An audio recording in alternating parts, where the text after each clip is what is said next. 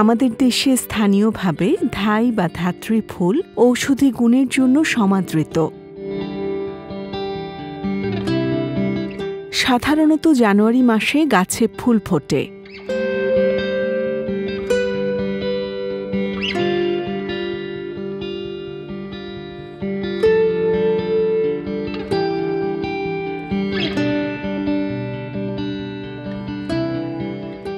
এই ফুলের বেশ কিছু ইংরেজি নাম প্রচলিত রয়েছে, যেমন fire flame bush, red bell bush, Woodfordia bush ইত্যাদি। আবার ধাওয়াই, ধাতকি, তাম্রপুষ্পী, অগ্নিবালা, ধাউরি ও বহ্নিজ্বালা প্রভৃতি সংস্কৃত নামেও পরিচিত। ফুলটির উদ্ভিদতাত্ত্বিক নাম উডফোর্ডিয়া ফ্রুটিকোসা এবং লিথাসিয়াসি উদ্ভিদ পরিবারের একটি সদস্য। ধাই ফুল মূলত একটি পর্ণমোচী ছড়ানো গুল্ম জাতীয় উদ্ভিদ। গাছটি বহু শাখা প্রশাখায় বিস্তৃত।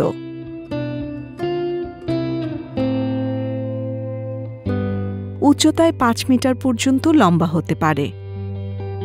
বাকল মসৃণ ও লালচে বাদামি রঙের। পাতা 5 থেকে 7 সেন্টিমিটার পর্যন্ত হয়। পাতা বর্ষা ফলাকৃতির। পাতার বোঁটা নেই বললেই চলে, গোড়ার দিকটা কিছুটা গোলাকার। বৃতি 5 ভাগে বিভক্ত, কোনো পাপড়ি নেই। কাণ্ড সরু ও লম্বা। ফুল উজ্জ্বল লাল রঙের এবং আকারে ছোট। ফুল নলাকার এবং সামান্য বাঁকা। ফুলের আনুমানিক আকার 2 সেন্টিমিটার। গাছের প্রতিটা শাখা প্রশাখা থেকে গুচ্ছ গুচ্ছ ফুল বের হয়। একটি পুষ্পদণ্ডে ছোট বোঁটায় উজ্জ্বল লাল বর্ণের গুচ্ছবদ্ধ ফুল প্রস্ফুটিত হয়।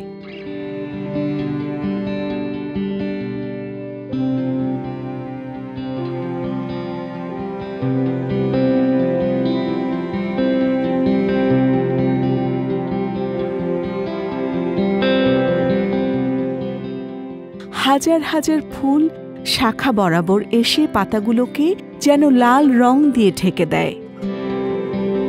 এতে প্রায় পাতার দেখা মেলে না। ফুলের বীজে সরিষার মতো ধূসর বর্ণের অনেক বীজ থাকে। ফল ছোট, পাকলে হলুদ হয় এবং কাঁঠালের মতো ছোট কোষ হয়। ফল পরিপক্ব হওয়ার সময়কাল 4 থেকে 5 মাস। গাছ থেকে ফল পৃথক করে শুকিয়ে চটের বস্তায় ভরে সংরক্ষণ করা যায়। প্রাচীনকাল থেকেই ফুল ও পাতা বিভিন্ন রোগের বিরুদ্ধে ব্যবহার হয়ে আসছে।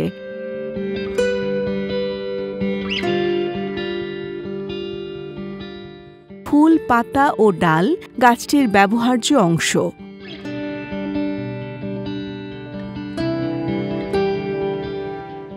ধাই ফুল পিত্তজনিত রোগে উপকারী নাশক। আমাশয়, রক্ত আমাশয় এবং যকৃৎ রোগে উপকারী। ধাই ফুল চূর্ণ ক্ষতস্থানে লাগিয়ে দিলে ক্ষতস্থান দ্রুত সেরে ওঠে।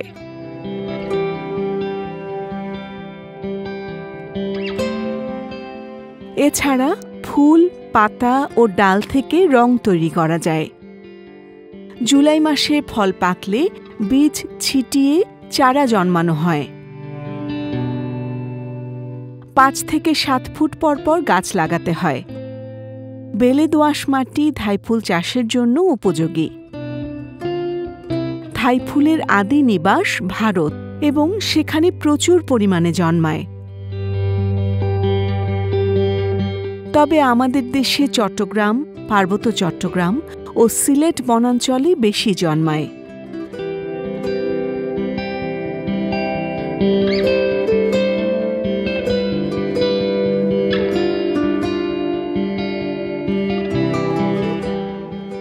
এছাড়া দেশের উত্তরাঞ্চলের বিভিন্ন স্থানে কদাচিৎ ধাই ফুল দেখতে পাওয়া যায়। এ কারণে আমাদের দেশে ধাই ফুল বিপন্ন কিংবা সংকটাপন্ন অবস্থায় পৌঁছায়নি।